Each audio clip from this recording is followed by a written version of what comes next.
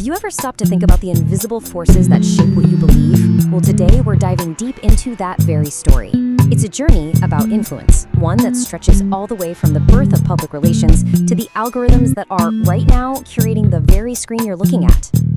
Alright, so here's our game plan. We're going to start at the very beginning, with the birth of public relations. Then, we'll see how those early ideas got supercharged into tools for mass persuasion. From there, we'll leap into the modern digital battlefield, expose a really sneaky practice called astroturfing, and then wrap things up with the one thing we all seem to be searching for these days: authenticity. So, let's hop in the time machine and go back to the early 20th century. Industries are booming, things are changing fast, and this new profession pops up to manage the relationship between huge organizations and the public. At least, that was the official story. Now, if you look up the official definition, this is what you'll find. And on paper, it sounds pretty good, right? It's all about strategic conversations, building trust, making sure everyone benefits.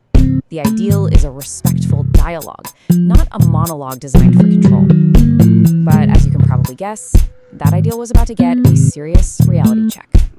See, one of the founding fathers of PR, a guy named Edward Bernays, had a totally different vision. And here's a fun fact. He was Sigmund Freud's nephew.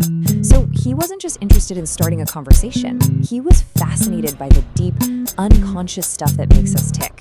And he was convinced he could harness it to shape public opinion on a massive scale. And his Torches of Freedom campaign is the perfect kind of mind-blowing example of his method.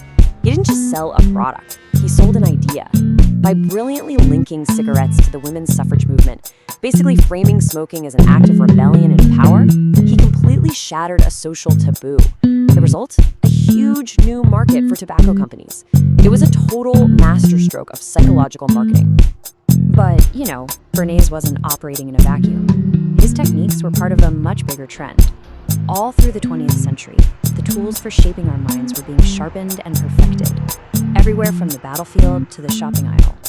During World War I, for example, governments got really good at using mass propaganda to whip up nationalistic fever. Then, in peacetime, advertising giants like David Ogilvy turned persuasion into a science.